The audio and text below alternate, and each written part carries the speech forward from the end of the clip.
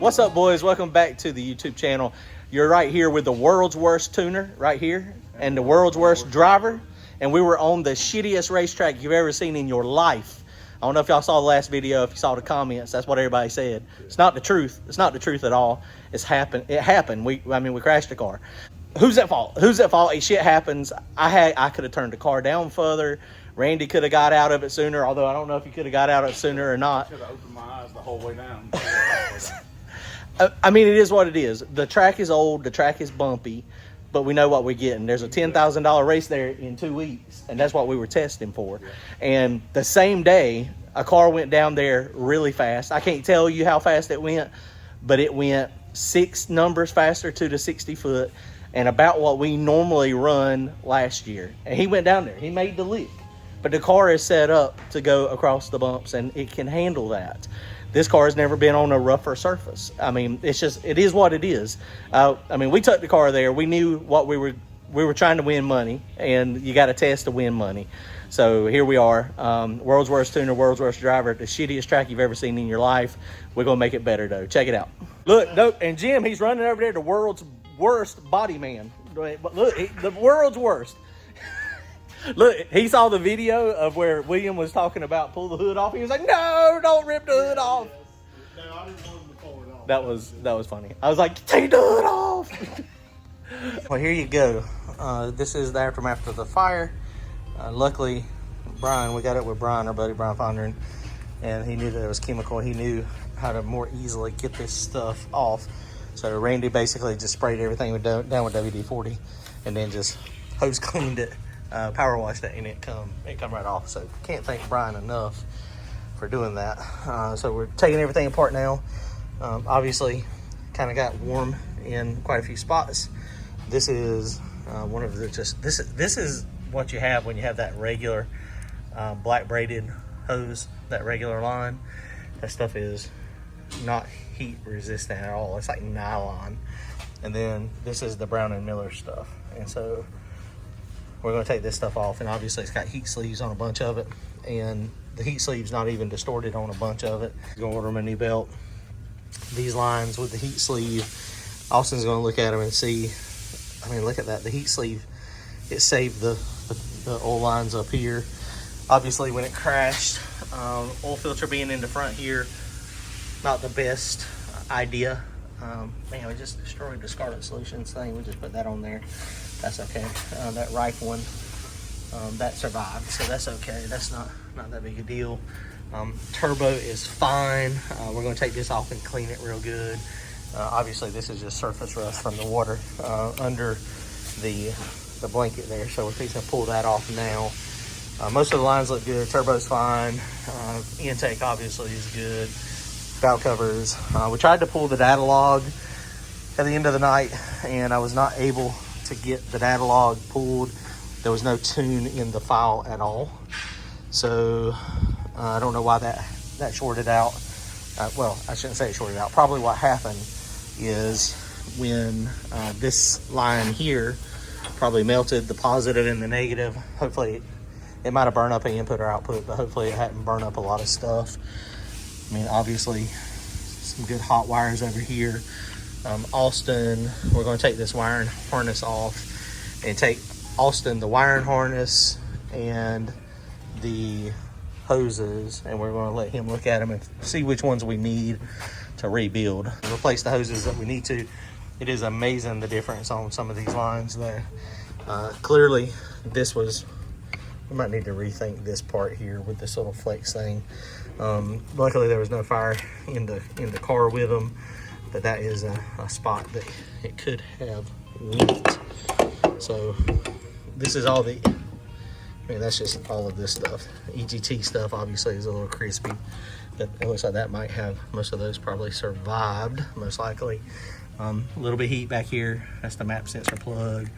So we're gonna unplug all this stuff. Fuel injector stuff. I mean, it's a little crispy there, but it doesn't look like it is. Don't look like the whole harness is tore up, but we're going to let Austin look at it and rebuild what he thinks we need to. Obviously over here, this didn't get any heat on it at all. Well, I got a little bit of heat back here on this side. But yeah, so all in all, could have been a lot worse. The fire, this is a big fuel cell. It's like a 5-gallon capacity. After he makes a pass, usually it's about half. So you figure we probably had about that much fuel in it. It probably had 4 gallons or 3.5 gallons in it when it crashed. And then obviously with it hitting here, if it hit on the other side, then, you know, fuel tank wouldn't have been an issue. But the fuel tank ruptured, and then you get a ruptured fuel tank, that's a problem, obviously. So we got to figure out if that's what we're going to do again.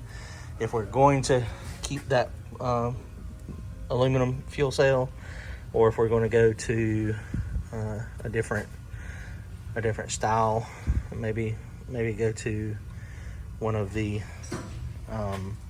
plastic ones. There are some people that make bladders. I was researching it last night.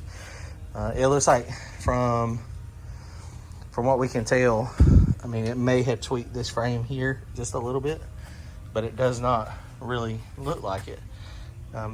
It's flared out on that side and it's flared out on this side, so it looks like it is fine. And then the crumple zone back there, you can see it don't look like it's really crumpled anywhere back there. It's about the same. So we're hoping all he's got to do is cut it here and then cut it here. The motor's not slid over. None of that looks bad. Under the car, we had some, there again, the fire under the car. We got a couple transmission sensor lines we got to change. The limiters, I'm sure, survived. Wheels look good. None of the wheels hit except for the back corner back there. I said it could have been a lot worse. Could have been a shit ton worse. So we're gonna get this wiring out of here real quick, and then I'm gonna see if I can plug the laptop up and get that going. Dude, the window, I thought the window was toast, but actually the window survived. Hang on. All right, Randy. So we're here. Yeah, we're here. Check this out, guys. Yeah. And it is now Monday. Yep, it is Monday. Monday. Got the old shirt back out, the crash shirt. And The crash shirt. We're trying to pay for driving lessons. So what's kind of funny and ironic, I guess. He just ordered t-shirts, and DJ just brought them to the track for us. Brought them to the track that day. So these are going up on the website. Go to turbojohnracing.com. They're going to be pre-ordered because he didn't get a ton. He didn't order a ton of them this time. So we'll flag on one sleeve, and we got Turbo John Racing on another sleeve. Pretty cool little thing I added. Oh, dude! Now is the time where we can do that. World's worst tuner, right there above Turbo John Racing. Yeah, we can put handicap driver. Clowns. I think we got called a clown a bunch of times. We ought to get the clown show. We ought to get those wigs and some noses the next time we go out. The clown show. I Here we would go. love to do that. I mean, it is what it is. It's drag racing. You know, we signed up for it. Yeah, we did. But anyway, go to our website, turbojohnracing.com. This shirt will be up by the time this video comes out. Pre-orders. We'll do pre-orders for a couple weeks, and then we'll get them ordered up. So you 2 or 3 weeks. If anybody wants to buy any t-shirts, I mean, we can't give you no car. I mean, you can't get entered to win a car, but if you want to be sporting a ProMod Randy t-shirt, go check it out on the website. Those look pretty cool. Looking at the car, it's not as bad as it could have been. Yeah. My buddy Brian said that all that fire extinguisher stuff is very corrosive to aluminum. So, you know, I like the bling, so we needed to, we had to get the WD-40 can out. And it was the biggest can they make, probably. It was about that big. Because I had to shake it up and shake it up and shake it up, and I used the whole can. And then you hosed it off today, and we hosed it off today, and here you go. You know, we couldn't ask for anything better. I mean, it's perfect. I'm gonna try to race by the weekend. That's what Darlington is racing this weekend, Carolina No Time, and Uncle Mike's already been here. I already put the bug in his ear. They're gonna start on it Wednesday morning and probably be done Thursday afternoon. I'm taking the hoses with me and the wiring harness with me that I can, and Austin Dragwire Solutions, he's going to look at that stuff and get us hoses that we need or any type of wiring. Mm-hmm. You know, looking at the car, I mean, obviously the problem was the fuel cell. If we wouldn't have ruptured the fuel cell, it wouldn't have been as bad, obviously. But when it ruptured the fuel cell and then we had the fireball, that's how you get the burnt wiring. And there's a lot of wiring that survived, and it's not hurt. There's some wiring that's going to need a little bit of work. Obviously, I mean, looking at the hoses, the push lock stuff is completely melted off. But this Brown and Miller line with these protection, it did everything we asked it to do. It really did. We got what we paid for. We are going to move the oil filter. I don't know where the hell we're going to move. I don't know where we're moving it either, but it's going off of the front. Yeah.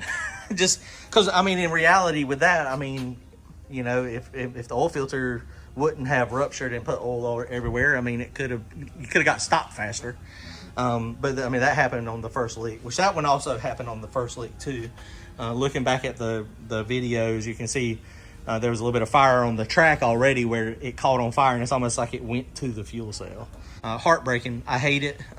You know, Randy puts me in charge of doing the tune-up stuff, and you know that's my deal. And I thought it could make it. I mean, it went fast early, but just couldn't take it. I promise from now on, I'm gonna not close my eyes the first 60 feet. Not close your eyes the first 60 feet. So we got some work to do, but we're pulling it apart now. We're going to pull it apart. I mean, it could have been so much worse. It really could have. Very thankful. Can't thank the guys at the racetrack. And, you know, there's a lot of comments about the track and the condition. We already addressed that. The other thing, there was a fire truck there. That fire truck got a call about 30 minutes before we made a pass. And there was a fire they had to go to. And so they hadn't made it back to the track yet. And so that's probably, you know, something that needs to be addressed. I mean, it's always a learning curve. You know, that fire trucks probably need to be on site if they're going to be there. The other thing, we talked to DJ yesterday, and they're going to put a lot more fire extinguishers out there. They're going to buy a bunch more fire extinguishers, which is good. But, you know, still, you're depending, your lives in these race cars are dependent on the people that can help you. I was 660 feet away. I'm fat. I don't know if y'all noticed. I couldn't run real fast. It took me a long time to get there. But some of our buddies, William, if y'all saw him with a cigarette, he didn't even drop his doggone cigarette. But him and his buddies and the other racers that were at the finish line, I mean, they didn't blink an eye. They didn't. And they didn't hesitate. Not even a little bit. And we can't thank those guys enough for doing that. Yeah. I mean, they didn't have to. They could have just sat on the side. And, you know, obviously, got some marshmallows out. But they put themselves in danger, and so we can't thank them enough for doing that, getting the car out from under the fire, because that's what it was doing, right? I mean, the fire was under the car, and so, you know, obviously there's a couple other issues. I didn't even notice it until the video come out. Randy's seatbelt come undone, and so something we've got to address. That's, I mean, me and Randy are pretty big dudes, but it's got the quick disconnect. And so we think what happened is when he was turning the wheel, it just hit the quick disconnect. It's the, or whatever it's called. Is it a quick disconnect or whatever they call it? Cam lock. It's a cam lock. So we've got to address that though. So, but luckily, you know, the car didn't flip it. I mean, we got a lot of work to do. There's a lot to it. Just looking at this too, we have not took the dash off. We need to get in there and look as well. I don't think anything's burned up in there, but we you know, at some point we probably need to take this type of hose off from the firewall and put like something that's going to be more fire retardant. We don't want anything to catch on fire, but clearly you never can tell what's going to happen. That's right. The wiring harness here is mostly modular, so we're going to take all this stuff off, and then we're going to take that the Austin. Once we get everything disconnected, then I'm going to hook back to that today. We got the battery out of it right now, and we'll see what we can see in there. But a lot to do. But like Randy said, Uncle Mike can't thank everybody enough. They're coming over and they're going to do the front clip. So we're going to take turbo off, make sure the turbo's all good, which we're pretty sure it is. It's because nothing got hit up here. You know what? Something that is really good. This flexible mount here that is supporting, that was probably a lifesaver on the turbo kit. Because if that would have been rigidly mounted, it would have cocked it all over. Yeah. Because it just bend and flex. See, look, I do have occasionally good ideas. But yeah, so most of that stuff is I think it's gonna be fine. Okay, let's get to work real fast. We'll be back in a second.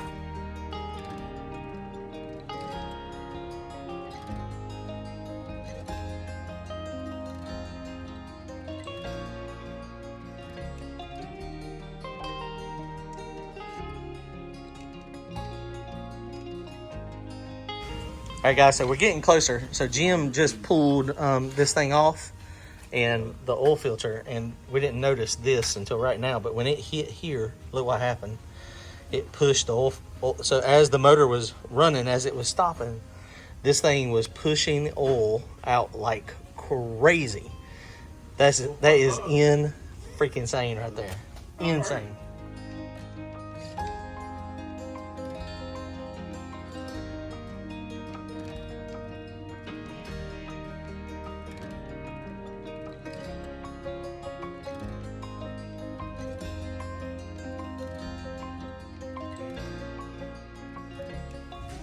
All right, boys, making some progress. Got Courtney over here. He is still alive. Milton came over, Brad Malpass, Jim, that horrible painter. He's acting like he's working on something. I don't know what he's doing. But it's getting closer. Almost got everything off of it now. We made a freaking oily mess. Oil pump seems fine. We're going to finish taking all the lines off. So this is all the stuff I'm taking to Austin. This is the fuel lines, oil lines, the wiring that is modular. We got to get it back under the car too. There is under the car some of the transmission harness wiring has got hot, some of those lines as well. But this goes up through the firewall here, and these need to be new ends on them. So some of them got kind of burned up, so I labeled it what it was so he would know what it is. So making progress.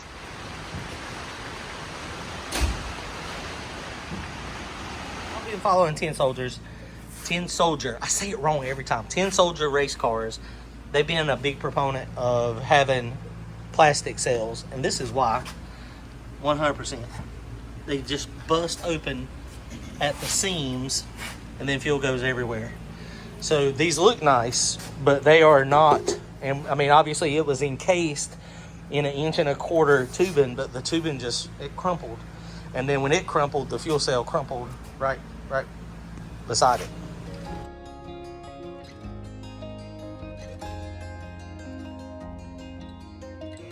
We are about done for the night. We have made a lot of progress. It is looking all shiny now.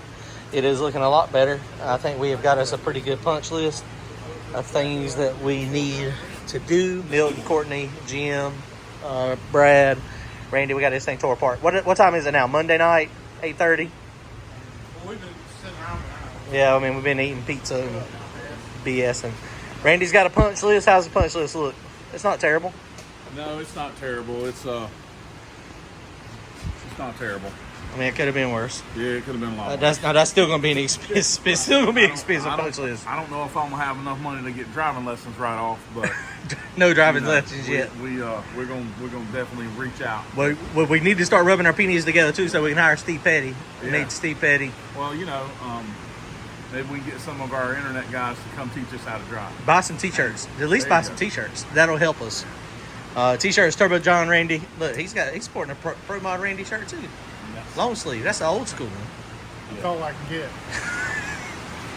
Courtney, what's your channel doing? What are you doing? Still building stuff? Yep.